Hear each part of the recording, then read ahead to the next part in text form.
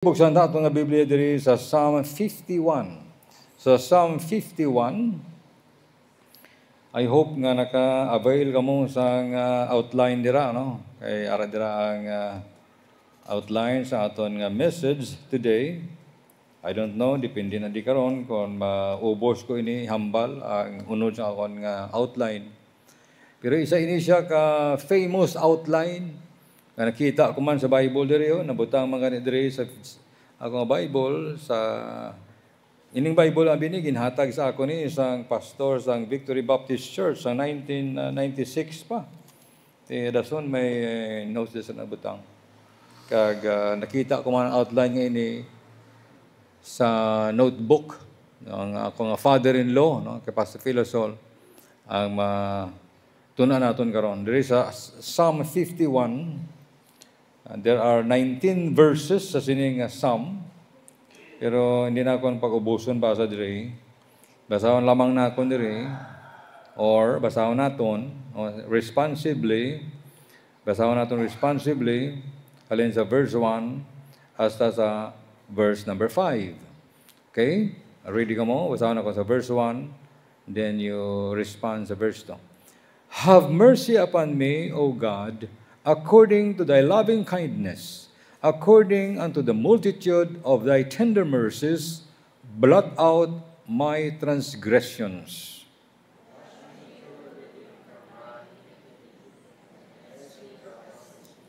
For I acknowledge my transgressions, and my sin is ever before me.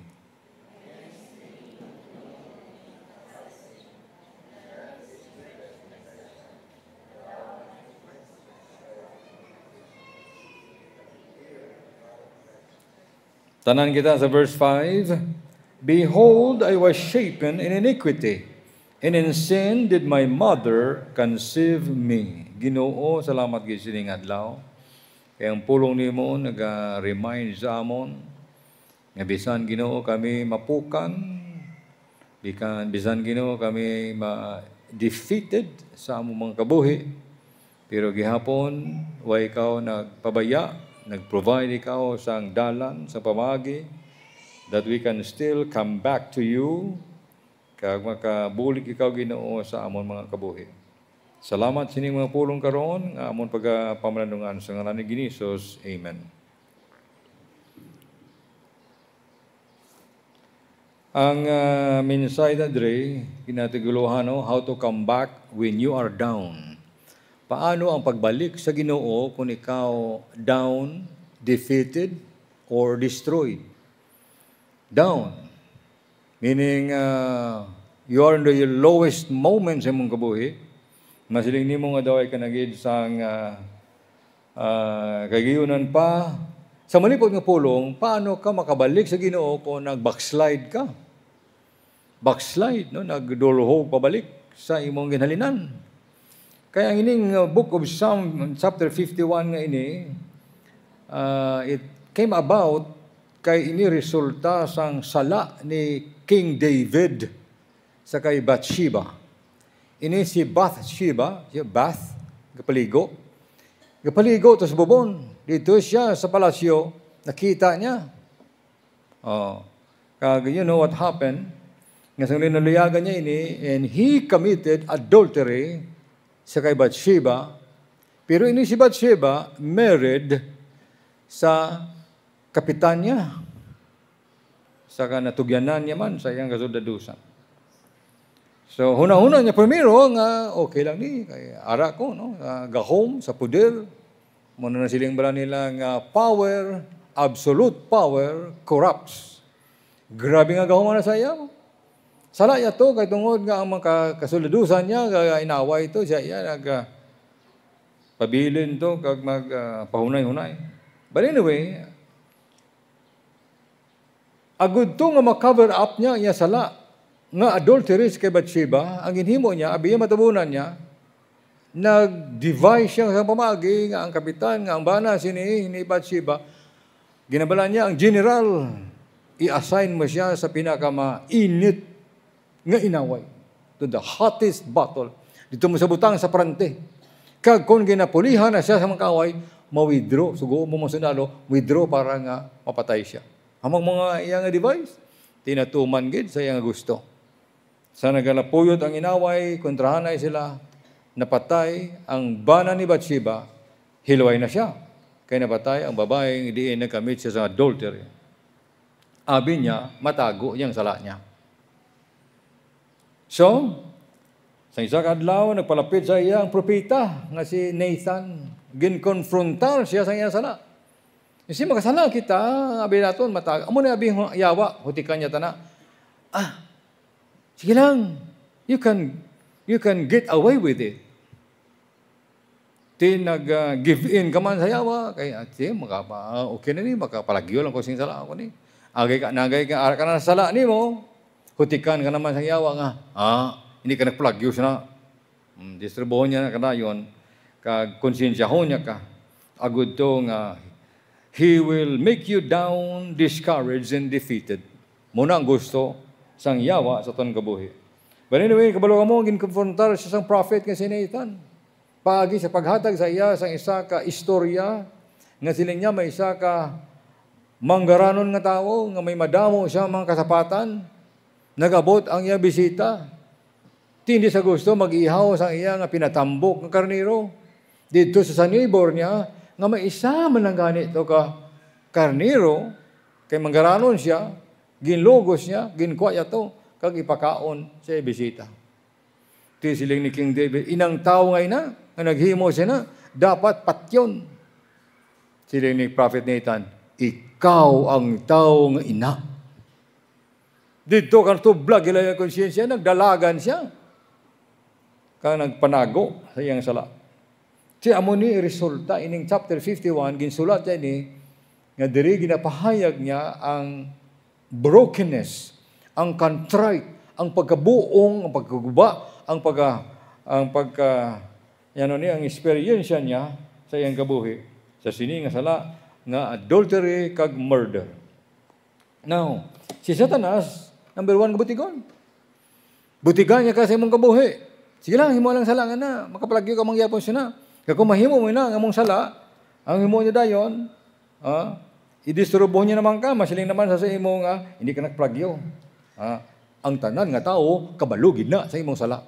Ti ikaw naman, kag indisturbo ka sang yawa, ano matabo? Dala mo ang duha ka butang, ang fear kag guilt sa imong tagipusoon.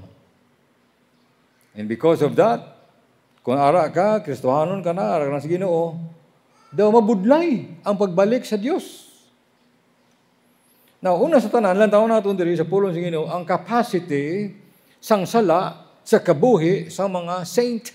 The capacity of sin in the saint. Ining mga saint kay nimo ning kita nga mga tao who are sinners but saved by the grace of God, we are now sinners saint. Mga kasala gyapon kita, pero mga balaan na. Mga balaan na, katuwa ito ang kalag, atong espiritu, ginpatawad sang Diyos, ang nabili na magkasala, ang aton lawas nga magkasala. That's why ka-struggle kita. Amo na hambal ni Apostol Pablo niya, I struggle within me. Ang butang nga gusto ko himuon nga maayo, hindi ko mahimo. Ang butang nga, nga gusto ko himuon, dito pa ko nakahimo sang sala. Mini ang gusto niya himuon nga maayo, hindi niya mahimo. Hindi niya gusto himuon nga sala, amo pa to na himo ko. Di niya, oh wretched man that I am, who can deliver me from this sinful flesh? Wala. Wala sa isa sa aton mahilway. Sa sala naton, ka makasasala nga unod. Butigon, hipokrito ang tao, kung maghambal siya, nga hindi na siya kasala. Muna lang na, pagsunod-sunod sa mga minilyon nga tao sa kakibuloy, kaya claim siyang hindi na saksala. You are wrong and you are a hypocrite. Mintras tanto, ari kita sining kalibutan, nga buhi.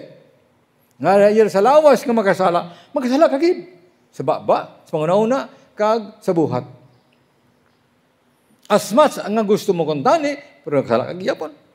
Maalam si Solomon, nga naghambal sa unang panahon niya, there is not a righteous man that doeth good and sinneth not.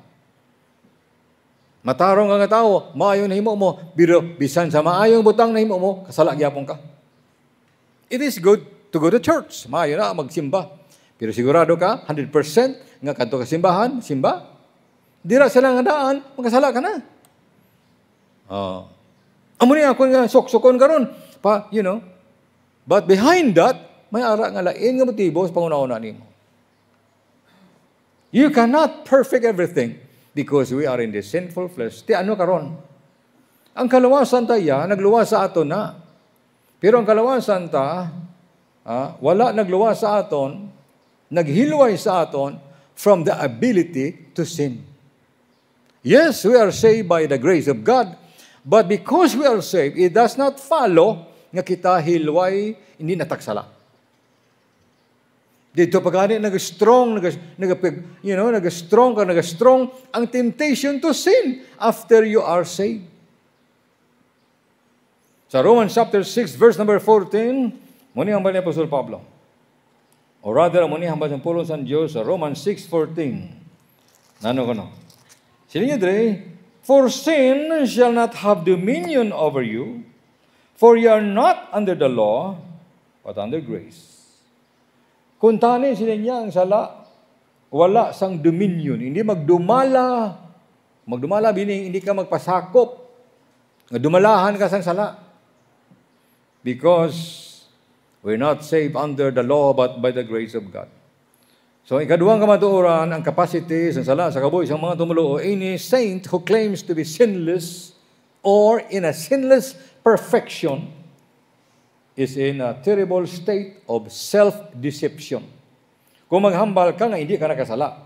Nga na-reach mo na ang isa ka stage ng imong kabuhi spiritually nga hindi ka nakasala. You know what? You are self-deceived. Kaya mo hambal sa balang kasalatan sa 1 John chapter 1.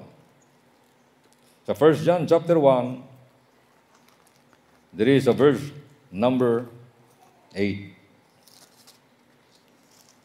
If we say that we have no sin, we deceive ourselves, and the truth is not in us. Nakikita nyo? Kung maghambal kita nga hindi na ta kasala, ina-deceive ta. Terrible nga pag-deceive sa kagulingon mo. Kaya nga, you become self-righteous and you promote yourself above others. Kung maghambal ka nga hindi ka nakasala. Amo na ang halinan sang inaway, sang imabana kagasawa, sang mag-asawa. Kay righteous, self-righteous ang asawa, self-righteous ang bana, nga daw siya lang iya ang perfect. There is no more humility sa kabuhi sa mga tumulo. Sin cannot take away our salvation, but sin can tear you down spiritually and emotionally.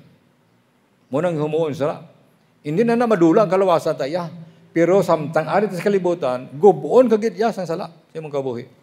Kag, hindi lang gubuon sa emotion, kundi sa spiritual. Ari pagit.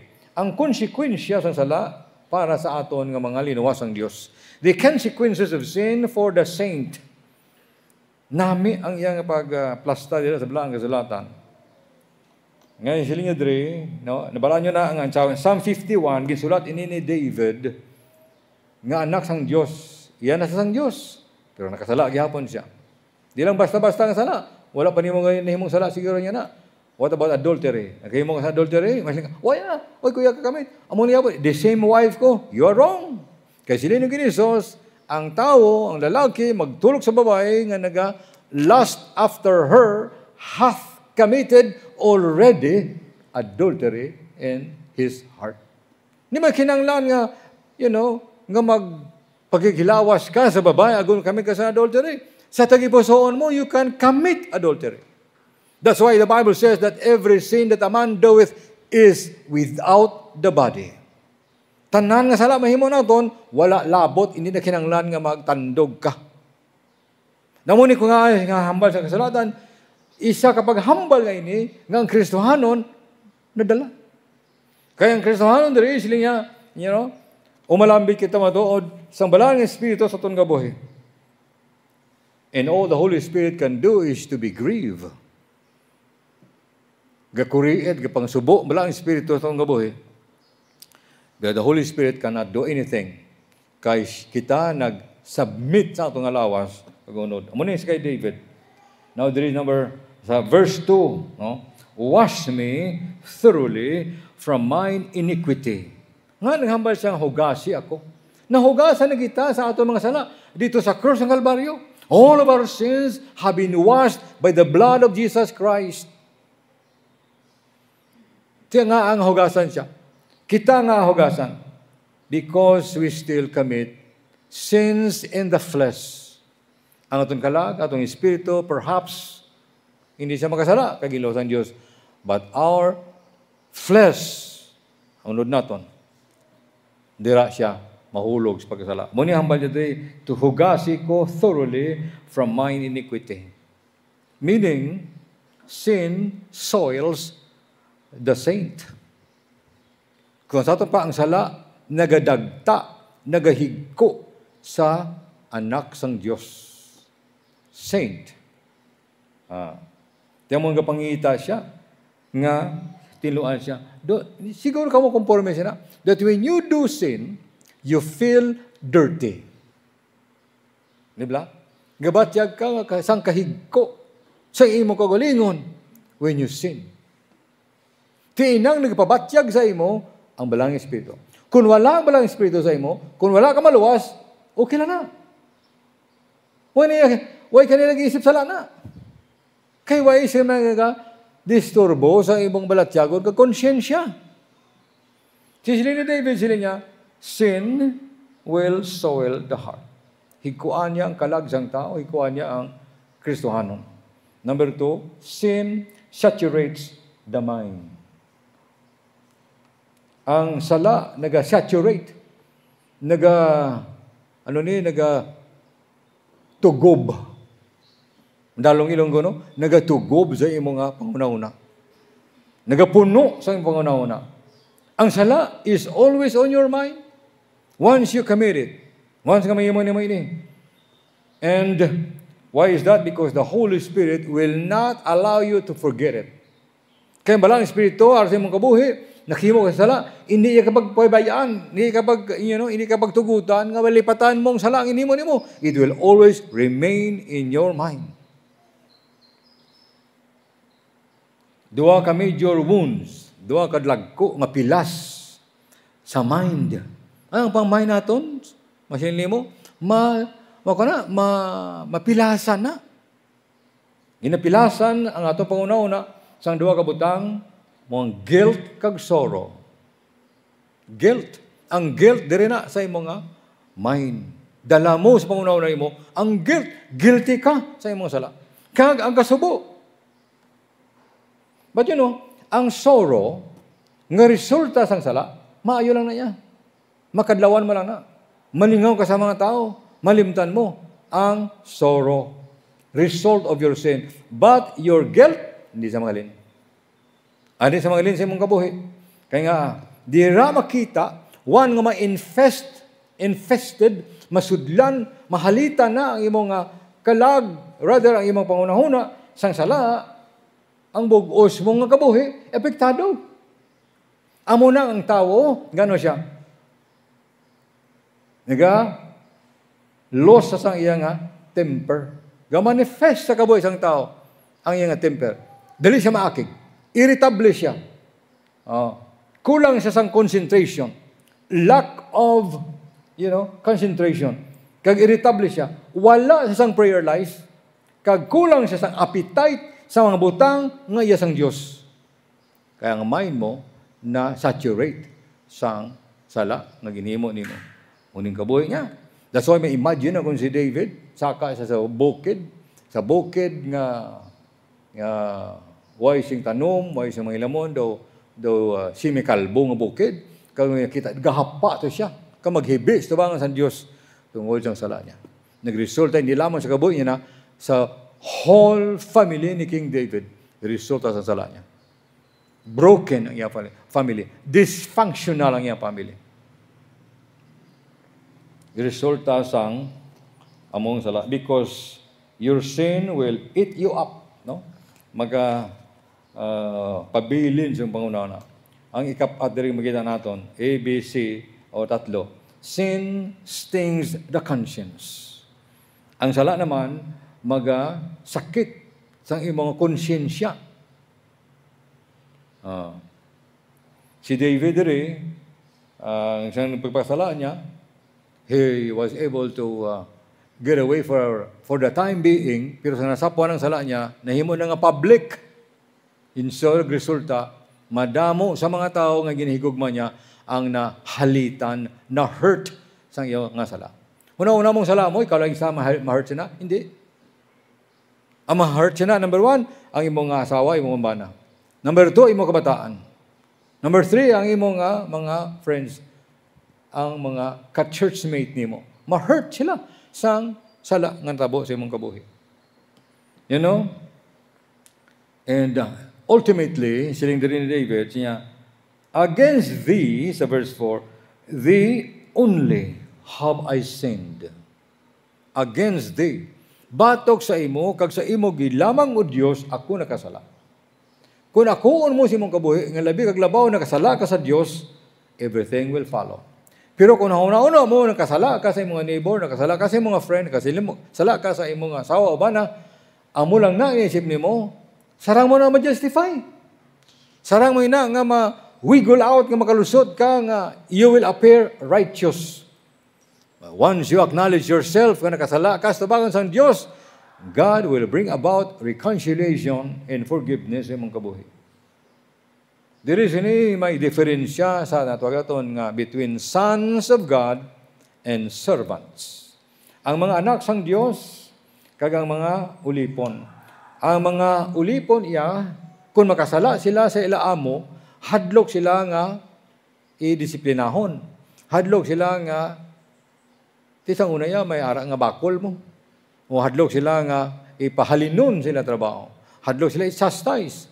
Pero kung ang anak makasala siya sa iya tatay, siya ginikanan, ang nahadlokan niya, kung anak kaya, ang nahadlokan mo, hindi kayang chastisement, hindi kayang latigo, hindi kayang silot, ang nahadlokan mo, you displeased your father or mother. Muna ang matuod nga diferensya sang son and servant.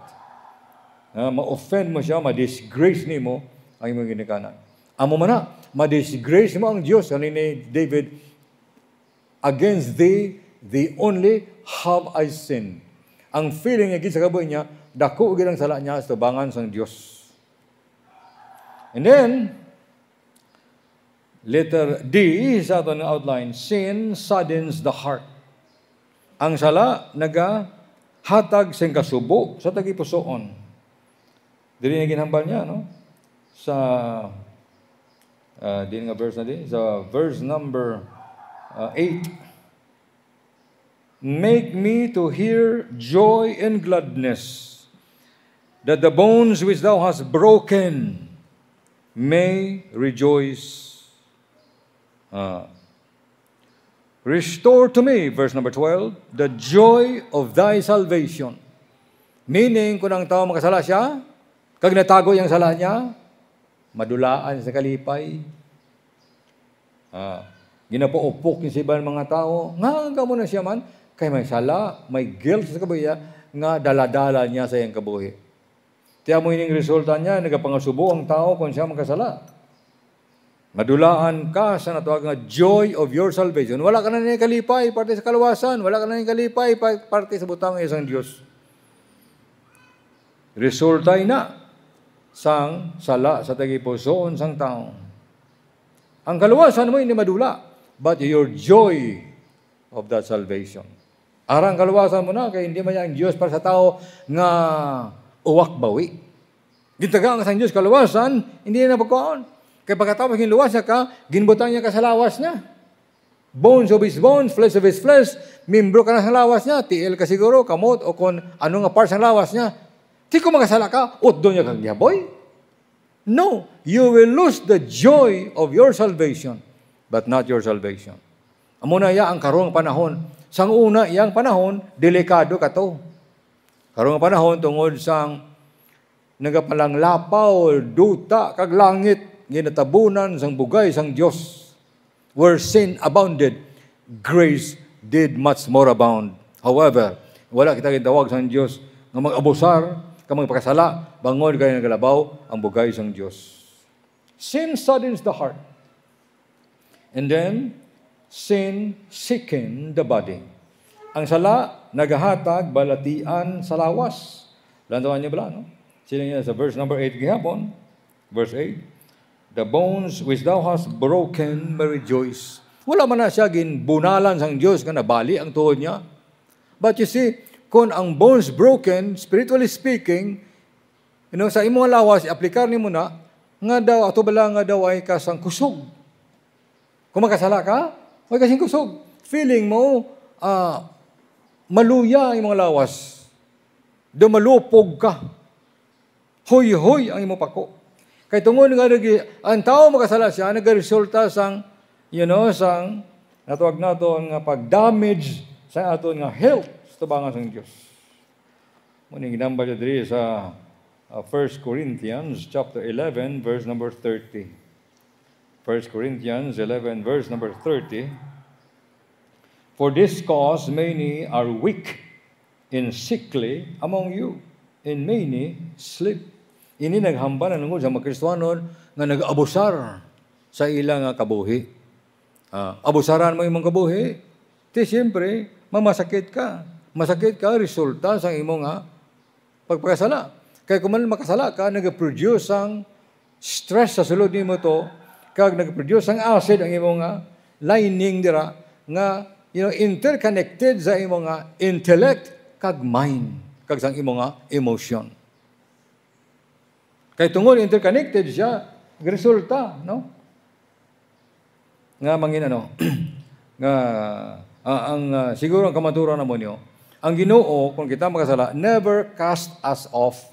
Wala man kita ginasikway sang Dios kung kita makasala. Pero if He does not cast us off, gina-squeeze us off. Gina-squeeze ta, ginapuga niya ta. Agod nga magmalapit kita sa iya. Unang gusto sang Dios, kamo nang nahimo sang Dios tang kabuhi. And because of that, nagresulta sang broken health. Nantaon niyo mga tao nga may natago nga sala. Nantaon niyo mga Kristohanon nga nagpadayang gyapon palayo, nag-backslide. Eventually, tingala ka lang, why na? Because they lost their health and they lost their lives. And then katapusan diri, sin sours the spirit. Verse number 10. Create in me a clean heart, O God, and renew a right spirit within me. Ang sala sang tao, nagapaaslom sang espiritu niya. Meaning, wala na to sang sweetness, wala na to sang kindness, nangin kantangkiros, nangin critical, nangin sour, nangin judgmental ang tao. Sayang kaboy. Because may ginahuptan siya nga sala sa tagipusoon niya. Mabudlay, i-satisfy ang tao nga backslider. Mas maayo pa nga magsulwining ka sa isa katao la Kristo, mapalapit sa Dios. But it is harder to reconcile a backslider to God.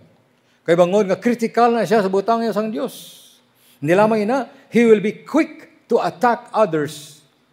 Nga nahimo yan na, ang isa katao magkasala, nga maayo siya mag-atake sa iban, kay luyag niya, iatabunan ang sala niya, paagi sa pag-portray nga sa maayo siya sa iban, sa pag-atake sa sala sa iban. Kung baga, ginatawag nila ng psychology nga, gina-window, no? O kung ginapakita mo ang realidad sa mga kabuhi, dito sa kabuhi sa iban. Ang solusyon dira is to repent. Maginulsol. Maginulsol kay ang Diyos handa sa pagbaton sa iyang kanakan. Imagine si David, naginulsol siya. Kung wala siya naginulsol, tawagon ayan siya sa Ginoo nga a man after God's own heart. Tao siya nga after sa tagipusoon sang Diyos. Tao siya nga malapit sa tagipusoon sang Diyos. I-akusar niya ka in order to keep you down, defeated, discouraged. Tiyang Kristohanon, may ara siya nga palagyan to come back to God. How to come back when you're down? Well, you have the confidence nga ginatag sa Diyos. we have this confidence nga ang Diyos nagahigugma sa aton. Yes, nahulog kita sa pagkasala, ginluwas kita sa Diyos, makasala gihapon kita, pero ang Diyos wala siya nagsikway sa aton. Ang imo anak, natawas pa ni malay mo, makasala siya. Ginit siya puwera mo, ginakilala mo, layas de, hindi ta anak. Bisan papalayason mo siya, kag singgitan mo siya, hindi anak mo man gihapon siya. By birth, anak mo gihapon siya. So, by birth, spiritually, anak kita sang Diyos. Hindi kita pagsikwayon sang Diyos. Munang confidence, tindugan ta, bisan kita matuod, maluyahon, we commit sins and mistakes in our lives, but we have this confidence that God still loved us. And because He loved us, sila niya, no man can separate us from the love of God which is in Christ Jesus. Wala sa makapamulag. Sang butang di sa kalibutan, sang butang sa langit, wala. Subong lang na panahon sa bugay sang Diyos. Di ko na makasala kita, ano yung monta? Bala naman sa Diyos sa lahat ang daan. I-confess, because when you confess, you feel clean and you feel washed. Di ba? Kung nagtutuad ka sa Ginoo, sa iyong mga sala, then you are ready to let go and let God cleanse you. And God will cleanse you. Magatinlo sa imo. When you look at yourself today, where are you today? Diyan ka sa buong panahon. Are you floundering in the sea of sin? May harayan ka nga sala, nga langoy-languyan subong. Lumos ka sa guilt and shame. Wala ka sang kalinong, wala ka sang kalipay. Within, you come back to the Father. Balik sa Diyos, balik sa kay Ginisos. Doon ka nga sa anak, brad, dito na marasmasa niya, nga ari man ko di ako, yung pagkaon sa mga baboy ngayon eh, kaya sa pagkaon sa baboy, ginakaon niya na, nga sa balay, sa ako na may madamo nga sulugoon. So, nabalik siya sa ama niya. Welcome siya sa ama niya. Kaya ama niya, gabantay, manangadaan sa iya. If my son comes back, I don't care kung ano man nagyan sa kabuhi, I will accept him. Tiyan mo ng ilustrasyon, sang dakong bagyugma sang Diyos sa aton. Come back to the Father and enjoy His fellowship. Ginoo, salamat gid sang dakong bagyugma na imo. Hindi na mo matungkad. Apang ikaw, Ginoo, nagpahayag sang unconditional love nimo sa among kabuhi. Bisan kami magkasala, ikaw namatay, nagluwas sa among Ginoo. Salamat gid sining adlaw, sining mga kamatuoran sa ngalan ni Hesus. Amen.